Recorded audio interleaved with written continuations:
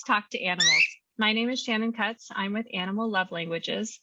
This handsome fellow is Pearl Cutts, my 22-year-old cockatiel soul bird sidekick. He never misses an episode. I'm so pleased to welcome you, those of you who are listening via podcast and your favorite streaming service, those of you who are watching us on YouTube.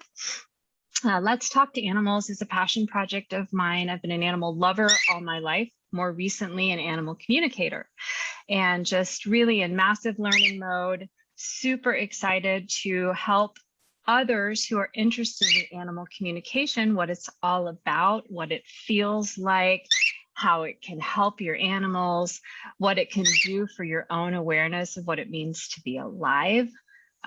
So super excited to connect interested students, because I was a student myself not too long ago, and still am, and still always will be with teachers who resonate with you. So we do these every week. And today's guest, I am so excited to welcome Ana Maria Vasquez of Intention Training. Welcome, Ana Maria. Hello. Oh my goodness. It's so important that we have these conversations. And I'm grateful that you've created this space and that you're including our animal friends. I'm absolutely in love with Pearl. So this is a phenomenal start. Well, he's always eager to talk. And what's really cool is that even though normally you tend to be a little chatty, just a little, sometimes a lot, right? You know, when I tell him that we're working, he's usually really quite quiet, unless maybe I get something wrong. And then he'll point it out to me. I'm like, okay, what was that? Oh, I'm sorry. Let me correct myself. But they're kind of like that. They're totally like that. They have really me so well trained, and I will, backtrack and correct it because they know. They're the ones who know. And he knows he has a job anchoring in the light to really help us get out of our heads and remember these inherent abilities. So what phenomenal co-hosts to have sourcing this conversation.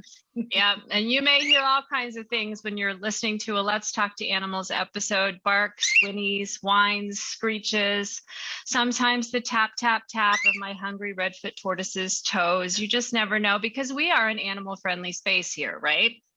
That is the way we like it. The animals live here, you're just visiting. So indeed. Yeah, animal lovers always welcome. So I want to just mention right up front, in case I breeze on past it, doesn't matter how many of these I do, I'm still always a nervous podcast host for some reason. And so Ana Maria's website, you can find her at intentiontraining.com. And you are going to find lots of resources. You're going to find lots of freebies. You're going to find lots of courses. You're going to find lots and lots of ways to work with Ana Maria. And you're going to see lots of great photos and scenery and lots of things to open your mind, open your senses, and open your awareness to new opportunities. So I'm laughing over here because right after you invited, you're like, all the animals are welcome. And, we're doing that thing. And all of a sudden I look and there are now 3 cows right outside our window. We live on the edge of a national forest, and the cows are coming down from their summer grazing. And clearly somebody got through the fence and paved the way for a couple others, but it's okay. They're at the horse trough. So they're watered and they're eating, and my partner and the rancher will get them where they need to be. But I think it's phenomenal, right? Like, we've got all these animals showing up. My Great Dane, Astro, just sat up residence right outside the door to hold the energy. And my cat, Sammy, is sunning in the sun there. And I'm sure the horses will come by here in a few minutes. So we are all in the right place. We certainly are. We certainly are. So let's start at the beginning. Why don't we? I always like to just kind of get us grounded by talking about, when did you even discover that communicating with animals was a thing? Like, that it was even possible? Take us back to the beginning. When I was a kid, it wasn't a thing that I knew of. I didn't see it on TV. I didn't know anybody who was. And I actually grew up in a very conservative church going home. And so anything outside of praying to Jesus was the devil. And so I didn't know it was possible. It wasn't until I was much more grown, probably in my 20s or 30s, that I would actually hear the term animal whisperer, animal communicator. And I still thought, that's interesting. Like, how lucky are they? And it wasn't until, another decade or so into my 30s, probably, before I learned that we're all wired to do it. And so then I was like, oh, this is a possibility. Even though I may have had some doubts, I leaned into that possibility. Fantastic. And so when you started leaning in, how did you start to tune in? Because there are a lot of people, and I used to be one of them. Full disclosure, I was the one that hired animal communicators to help me manage my interspecies family, and especially when new members started coming along. I didn't think it was something that I could do. And there are a lot of people who are going to be listening and watching who have that kind of, what you just referenced it, like, oh, how lucky are they? So let's talk about, how do you get lucky too? That isn't a little too like right up PG-13 for us. How do you get lucky too? What is that? What could somebody who's been listening, what little tiny steps can they take? Yeah. How did you start that process? The first thing is to step into the possibility that as a human being, right? Like, we are a phenomenal species. Like, we put ourselves down a lot, and we got a lot of good evidence against the species, right? But the truth is, that is just an old story. And all of us, we're infinite beings embodied in these physical bodies. And we have energetic wiring that hooks us up inherently to connect with all of life force energy, whether it's in a cow, whether it's in a bird, whether it's in a rock, in a tree, in a lake, in a landscape, a mountain. And I look at it like, anyone can learn how to play the piano, right? Like, they'll show you this is how it works. And now not all of us are going to be good at it, right? Like, I just plunk around and just make noise, right? And just do the whole thing because it sounds cool. But there are other people who really put the time and energy into it because it moves them, or they really do have a predisposition to it. And that's how I look at animal communication, interspecies communication, interbeing communication, whichever access we're talking about, that it is available to us. And it's really, how much time and energy do you want to put into it? And it's not even that it's hard work, but it is reprogramming your brain to open up to the possibility, because we've believed our limitation for so long. And so the first thing is to lean into the possibility. And then the second thing, one of my teachers, the way that she described it was, we are learning to raise our vibration so that we can connect to that flow of divine inspiration and information, again, regardless of where it's coming from, for us to find that sweet spot where we can make the connection and create that circuit. So the first thing, of course, leaning into the possibility. The second thing, raising your vibration. And so what I tell people, and I tell my students, what are you marinating in? What's going in, on, and around your body on a daily basis? Because all of the nonsense that we hear, coming through news feeds of all sorts, they have a lower vibration. They're a vibration of fear. An easy gauge is this of love or is this of fear? If it's of love, it's a high vibration.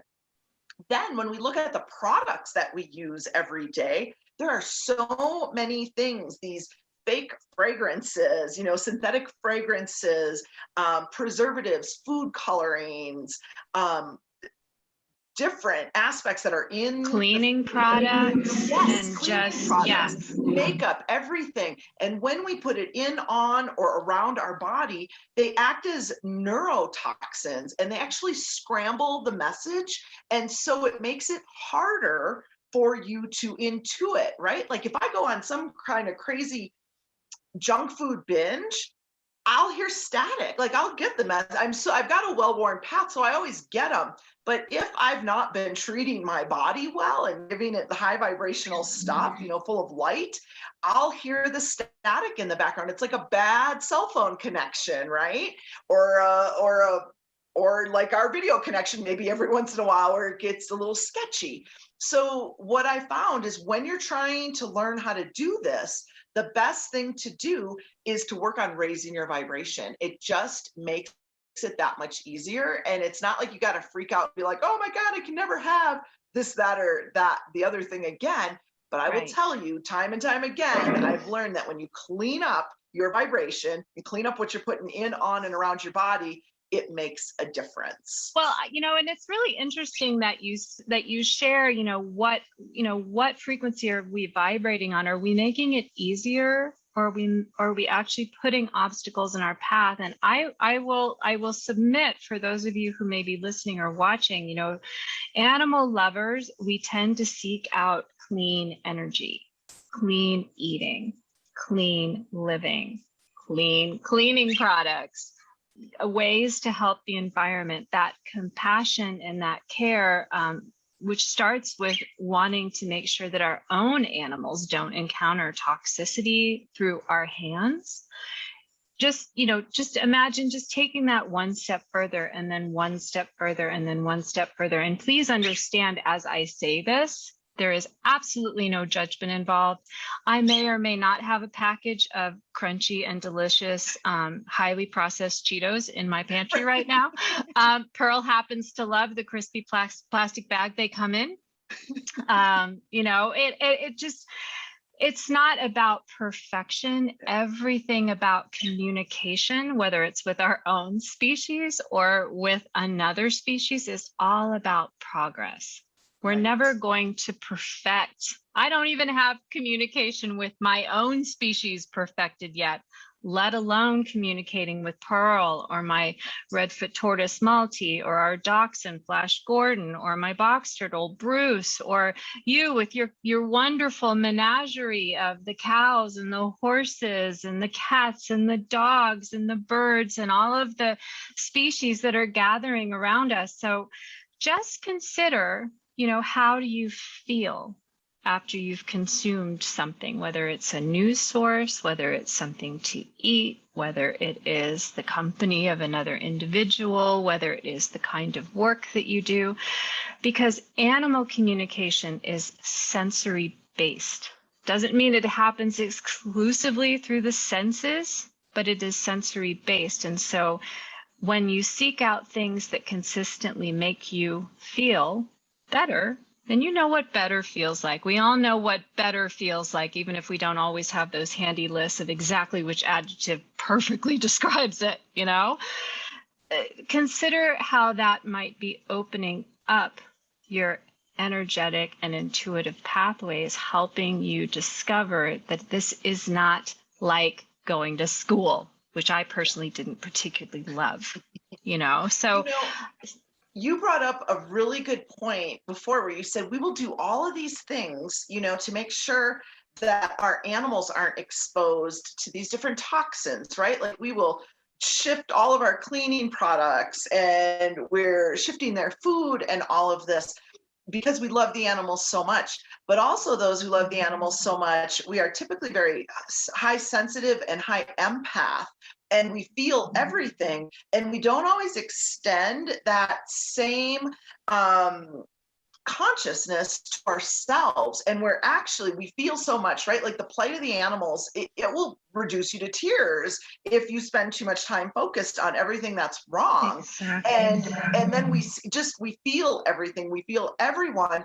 And when we don't have an understanding of what's happening and how to process it and how to ride those waves and move through it and use them, in a way that is serving to all and for the highest and best good, we tend to stuff ourselves with those low vibrating things to try and numb it out, or we don't understand how it works, and it doesn't feel like a blessing, and it doesn't feel like there's a path to that amazing connection. So I feel like us learn, and again, there is no judgment, right? Like, we are here to experience all of this. I love to refer to myself as Zorba the Buddha, right? Because I experience everything. I love that we can taste and feel and smell and connect and all of these things, right? Like, I love all of that. And there's a moderation to it, right? Like, and I love a Cheeto and all of these things. So we just need to start to see it differently, right? And again, when we take the emotional charge off of things, that shifts it for us as well. And it's all these little nuances in the energy that no one taught us, because once we moved out of the forest collectively as the humans, we began to forget. And so who would teach you, right? Like, no one in my life knew to teach me that. They just threw chicken nuggets at me when I was hungry and young, right? So, I didn't know. But as I began to know, and as I began to learn, I shifted and I saw and felt and experienced the change that it made. So again, no judgment. We're all where we are on our path, and we use all of it for the higher good. And once we have the understanding and the understanding of the mechanics, we can begin to shift the things that we thought were weird about ourselves into our wonderfulness. And to me, that's the sweet spot, and that's where the magic happens. And that's where we really step into that unity consciousness. And that's such an interesting point, because when you think about it, it's like, yeah, of course we want to talk to animals, but why would an animal want to talk to us? And the trust that comes we're entering into this conversation mode, if you will, with another species. It's because we've already experienced a very powerful connection of unconditional love. Our own animals, they love us on such a high frequency. They love us so unconditionally, and it creates such a close bond. It's a mentoring bond. It's a teaching bond. It's a bond of discipleship, if you will, or definitely student teacher. And the animal is always willing to enter into the conversation from that perspective. And I truly have started to feel like animals dangle this unconditional love in front of us to get us to the point where we're willing to believe in ourselves, even a fraction as much as they believe in us. So we'll at least just give it a try. I have to say this, I'll be a student for the rest of my life. I've been on a very intensive track for the last several months, and it has taken a lot of brave, because it opening up to communicating with my senses through alternative pathways. It's not that I'm not using my mind anymore, it's that I'm using it differently, and I'm making a conscious choice to encourage it to stay in this peaceful, open, very loving and receiving space. And that is not something that most of us are accustomed to inhabiting for long. It's fine if we do it 5 minutes here or there, but then we go back to whatever is on our to-do list, or whatever's running on the TV, or whatever's going on in our lives. And to be able to kind of hold yourself in that higher vibration place for a little bit longer period of time, it takes some brave. And I think that's where the doubt comes in. We get to the point where, like, oh, because I really honestly thought when I first enrolled in my very first animal communication course, I was like, yeah, I'm going to be the only one that can't do this. Like, there, and it might be visible to everyone else. Like, because I just felt like if I tried it and I failed, I'd be walking around with like, this one can't hear the animals for the rest of my life. It's not like that. The animals are going to go above and beyond to find a way to communicate, if we can just manage to believe in ourselves. And I don't feel like I'm saying this very elegantly, but just tuning into that channel. Okay, maybe here's what I'm trying to say. Tuning into that channel of unconditional love that we feel when we're with our animals is also the channel we want to tune into when we start communicating with them. And animals' company is the easiest way to hold ourselves in that high vibration, high frequency space for longer periods of time. You know, and so start noticing if you feel really closed to the idea that you can do it, but really intrigued and open to the idea that it's possible. Just challenge yourself or invite yourself, if you will. I don't love the word challenge, to just spend longer periods of time just being with your animal, not necessarily doing. You know, I mean, Pearl's with me all day long. Those of you who are listening, you can hear chirping. That's him. He's on my shoulder right now. Those of you who are watching, you get visual confirmation. But he is with me all day long, but I don't spend a lot of time just being with him. And when I do, it can start to feel a little uncomfortable. So if you have an animal in your life, or you even have animals in your yard or in your space, practice just sitting with them. And just noticing what comes up in you. No structure, I've got to, and then I'm going to ask them questions and this and that. Just practice raising your vibration. Just 10 minutes a day, maybe 11 minutes a day. Maybe you take your coffee break 15 minutes a day. Ana Maria, how does that sound for you? Is that? Well, that is so perfect. And it's, you know, one of the tenets that I teach when we're trying to connect in, right? Like go into gratitude. Sometimes we don't, I call it having that well-worn path. Sometimes we don't have it yet, right? And so it's a little rocky, but when we go into that space of gratitude for that animal, right? What's happening is we're dropping into our heart space. And what that means, right? Like that's a buzzword. People are like, drop into your heart space. You're like, how the hell do I do that? What the easiest way to drop into your heart? Do I right click or left click? Yes. Where do I drag it? Is that a double click? I don't know. So dropping into your heart space, it's what you're doing is you're establishing heart coherence. So Heart Math Institute, they talk about that coherence all the time. And what that is it's a portal or a vortex into the quantum field. And that's where we connect to everything. So when we spend time watching the squirrel or the birds in the backyard or our own animal, right? Like I say, you know, you're in the heart space when you hit that awe moment, right? Like, oh, they're just so damn cute. Look at their little paws or the little beak or, you know, whatever the little claws or the little scales or whatever it is. Yes, exactly. When we're in that awe, we've dropped into our heart space. And that's what we're practicing doing. So, and being in that space naturally raises our vibration. So you see that it's all layering on itself.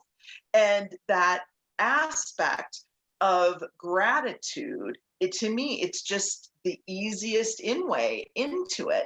Again, without any agenda. And the more that we practice it, the more that we spend there, we make that path well worn. So we know our way in there, right? Like when I first started doing it, everything had to be quiet and there had to be candles and incense and yeah, you know, I had this long routine, right? To prepare. Yes. Now, you know, I can be in a crowded place and just drop in like that. And it's not the big to do it used to be because I have a well-worn path. I know the way there now. But when you first start, right, like with anything, when we first drive in a car, everything's got to be perfect. Like we're not going to even turn it on until we've got our seatbelt right and the mirrors right and the seats in the right space. Then fast forward to driving for decades and you're doing all of that while you're driving down the road. Oh, wait, my seat's not right. Oh, the mirrors. Oh, you know, not that we should be doing that, but we do because we have the muscle memory. We've got it ingrained in ourselves how to do that. It's the same thing with animal communication. You put the work in at the front end to understand the mechanics and how it works for you.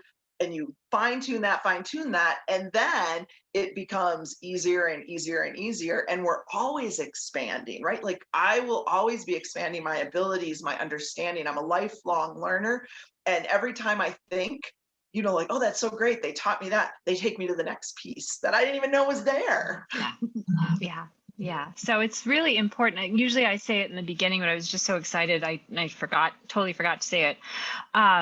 This is the universal language of all species that we're talking about here. This is a birthright. It's a program. I liken it to a program that it came with your operating system, with your, human 101 operating system.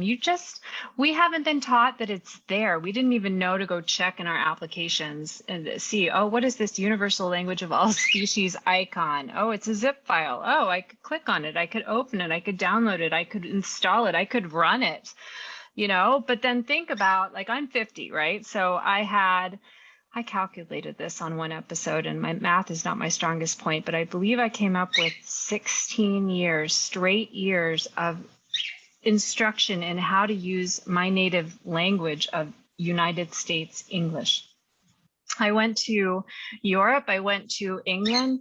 They were speaking English. I had no idea what they were saying. I don't even have, there are so many nuances just in a single language. It's spoken, it's the national language in India, at least it was last time I checked. And yet they speak it quite differently. It's more of a British. And then you go to England, it's completely different. You go to Scotland, forget it. It's like, so putting pressure on ourselves to expedite the learning process in the mindset of the textbook learner, it's not going to work. One of my mentors said the hardest thing about interspecies communication is how actually simple it is. So we're turning everything that, the animals I like to say this way, animals will use words when they've run out of other options. And usually it's still a couple of words, maybe a short sentence. They get right to the point. It's a very sensory language. It really requires being willing to explore other ways, again, other pathways of receiving information, feelings. I have an animal communication camp. It's a free 5-day camp. And all it does is, for 5 minutes a day, walks you through 5 of the main ways that animals communicate with their people. You can just go to animallovelanguages.com/free tools. Sorry, I'm trying to remember what my own. Go to animal. You'll see it up there in the little bar, free tools. And I think it's the first thing, the second thing, animal communication camp. And you can just learn for 5 minutes a day. And these are just, there's so many ways. And like you said, Ana Maria, maybe you learn these 5 ways and then the animals are like, oh, and then let me show you these 50 other ways. But let's just start. We start where we are with what we have and not putting any pressure. And by the way, those of you who are listening to us and who have headed over to Ana Maria's website and have checked out all of the different offerings and are thinking, oh my goodness, I am like here and she is like on Mars, or maybe Pluto, my favorite planet that should never have been demoted. And, right, seriously, that's so unfair. And this is not about hanging out a shingle and deciding, you're going to, some of us do feel called to do this more publicly. And that's exactly why we are here today talking about it. But the truth is that I have met so many students who use this with their own animals. They use it to help rescue animals. They use it to help fostered animals become adoptable. They use it to help manage interspecies life in a more rural area with the wildlife living all around them. It's a birthright. It's part of being human. And you don't need to have a reason to learn. You don't need to have a reason to tune in. Your brain is going to say, oh, you should spend your time on, how to make better use of Evernote or whatever, podcast or, smart business strategies. It's like, this is part of your birthright. It matters. It's the only way we're going to save our planet, because when we connect, we care, and then we receive information that we would never have known otherwise to help. We learn how to be a part of and what we can do to work together, to work with.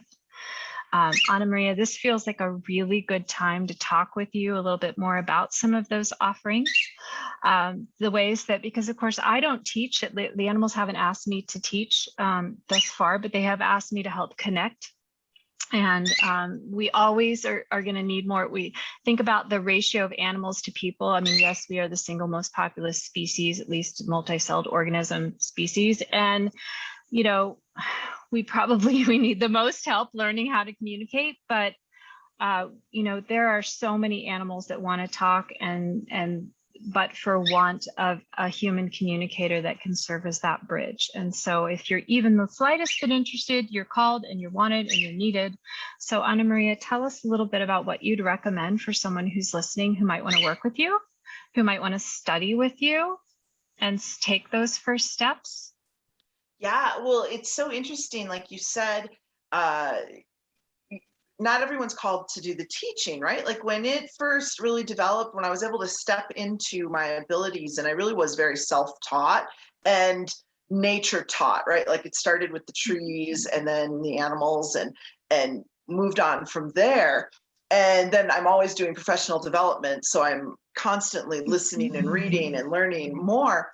But when it first came in, I was just ecstatic, right? Like, this is going to be great. I'll just read for people for the rest of my life and just be happy. Like I had visions of myself in a rocking chair with, you know, really white hair and just still doing readings, right? Like talking to people's iguanas and stuff. And I was happy as a clam about that.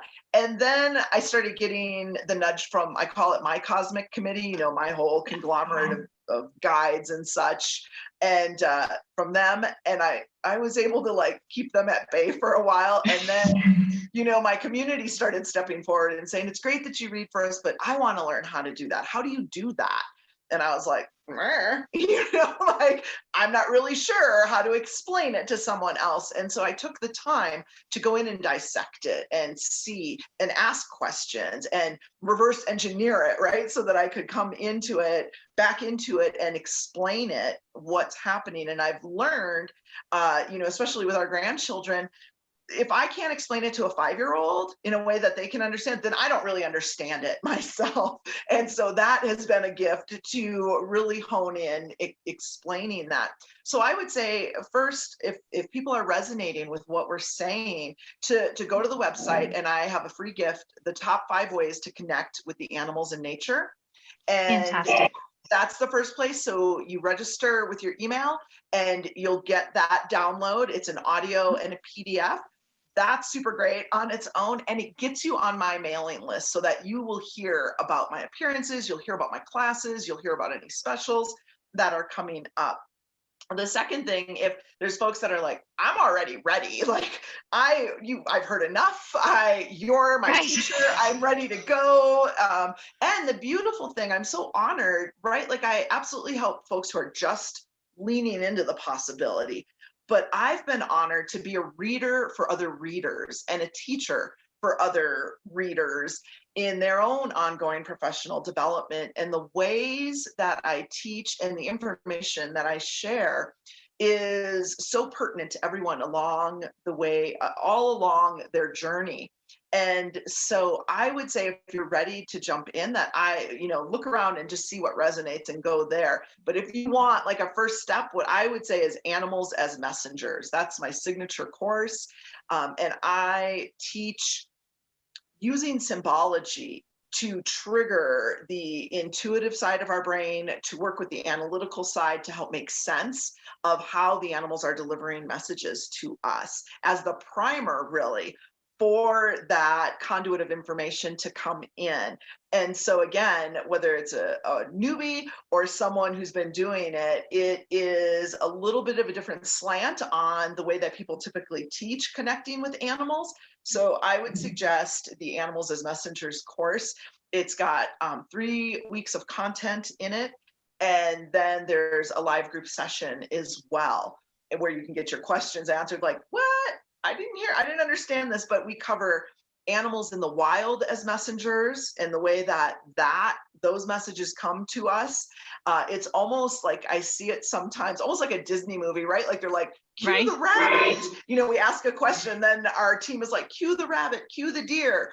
And they come in, and what typically happens is we keep asking, and we don't listen for the answer to come in. And the animals can help us with that, especially those of us who already are wired that way to connect with the natural world. We cover companion animals as messengers because those messages are very more pertinent to us, right? Like it's very, very pertinent. And then we talk about shadow animals. And this is something that I don't know very many people who talk about this. We all know what power animals are, but shadow animals are the animals who we feel that intense energy, whether it's fear or even, animals who are being abused, like that brings up strong energy in us, right? That strong energy, but on the low vibrational end. And it's not there for us to go on this hate spree of the human race for what they're doing, but rather to teach us to be with it in a different way. And even the animals that we're afraid of, spiders, snakes, lions, tigers, bears, oh my, whatever, they're all there to teach us something. And when we can step into receiving what it is they're there to teach us, we can turn it from a shadow animal into a power animal. And the potency that's there is phenomenal. And coming from someone who used to have a spider as a tremendous shadow animal, to now, like I had spent a half an hour with a little spider outside this morning where, 20 years ago, that would not have been possible. Right. To do that and, to be able to step into it in a whole different way and to see it in a different way. So that's where I would say folks who are resonating with this conversation to start there.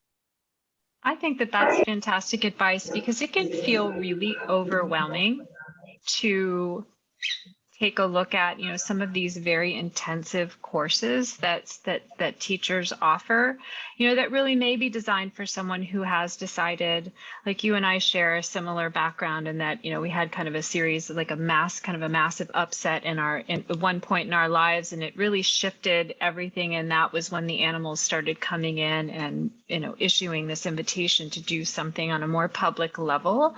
And that's fine. There are all kinds of gifts that are needed in this world, and interspecies communication is not an either or endeavor. So find something that feels manageable for your current schedule, because this is joyful work. This is self-evolution is an opportunity. It's a gift. If it feels like a burden or a chore, you're probably putting too much pressure on yourself. You're probably setting yourself up for self-disappointment and even, a feeling of failure. And that's not necessary. The soul has all of the programming. Your soul has the same programming, my soul, Ana Maria's soul, everyone else's soul. There's no deadline and there's no pressure. It's like, if you think about waking up in the morning, do you put pressure on yourself that you got to do it right? No, you move from sleep into waking. And it's something, this is what this process feels like when it's done with self-love and self-care and a true desire to communicate in a very high level frequency with our interspecies planet mates. So I just really think, if you're not accustomed to being gentle with yourself as far as your to-do list, this initial program, start with the free tools. We both have free tools. I'll tell you how I got started. Because of course I shared earlier that I didn't think, I was sure I was going to be the only one that couldn't. And I love that you said iguana, because that was seriously the first animal that I talked to was an iguana. I was so expecting a dog. And then I started seeing this yellow, smooth skin. And I was like, not a dog. And yeah, so it was really fun. And I was like, but my first thought was, wow, everybody can do this, including me. And, it was kind of like, chasing a ball. It wasn't like, filing papers. It was like, it just felt very joyful. But I had my first experiences when I hired somebody to do a session with my animals. And that is another great way to expose yourself to what it feels like rather than what it thinks like. You know, what does it feel like in your mind versus what does it feel like in your heart and your body? Because you might think, oh, this is a bunch of woo. And I totally get that. You know, that's valid. You know, we shouldn't just, I love what Don Miguel Ruiz says. He says, be skeptical, but learn to listen. It's when it's it's the fifth of the 4 agreements. How about that? He has a whole book on it. So it must be a really important one. I love his work. But so, you know, when the communicator comes back with information that resonates at a very deep level, and you're like, yeah, you really are tuning in with my animal. And then you start to see changes. It's like the brain can doubt all it wants, the heart knows. And if you've ever had a gut instinct, if you've ever had one of those knowings that just won't go away, no matter how much your brain argues with it, that's what animal communication is like when it's authentic. And it's, you know, that's how you know. It feels the same as one of those gut instincts. You just can't ignore the hunch or a knowing or like, oh, I should do this, I shouldn't do that. Or you think of somebody and they call and it's like, that was not a coincidence. And you don't know that, but you know that. Those of you who are listening, you can't see me pointing to my head and then my heart. I have to forget that when I'm staring at myself on Zoom here. But Ana Maria, it has been such a joy talking with you. I love your lightness and your spirit. For those of you who are not watching us on YouTube, you must head over just so you can see Ana Maria's fabulous earrings that I have been staring at the whole time. Like, what are those and how can I get me some? Those are fantastic. They're beautiful. They look Native American to me. They are. Yeah. I have a friend who has a gallery locally, and she works with Indigenous folks who are still practicing the craft, and she gifted Incredible. them to me. And oh, that's so beautiful. That is so. I'm part Native American myself, and so I just okay. So those of you who are podcasting us, you can't see. I've just totally checked out. Really sorry about that. I happen to love unique jewelry here, but just so grateful to have had this time with you, Ana Maria. You're extremely busy and you've generously donated this time to us and to help new people start to plug in. Really grateful for your time and your wonderful positive energy. Please, those of you who are listening or watching, check Ana Maria's course offerings out. It's intentiontraining.com. You can visit me, and more importantly, you can visit Pearl at animallovelanguages.com. You can also find us on Instagram. We have a thriving community at loveandfeathersandShells.com. Right, because I'm so tech savvy here. Instagram at Love and Feathers and Shells. And you can find this podcast and all of our other archived podcast episodes at animallovelanguages.com/podcast or on your favorite podcast streaming service or on YouTube. How's that for lots of choices? So give us a like, give us a listen. Why not give us a share? Send this to somebody who might love it, who might just find their people and their tribe through learning the universal language of all species. Ana Maria, thank you again. And I look forward to keeping in touch and chatting again very soon. Okay, thank you. bye for now. Bye-bye.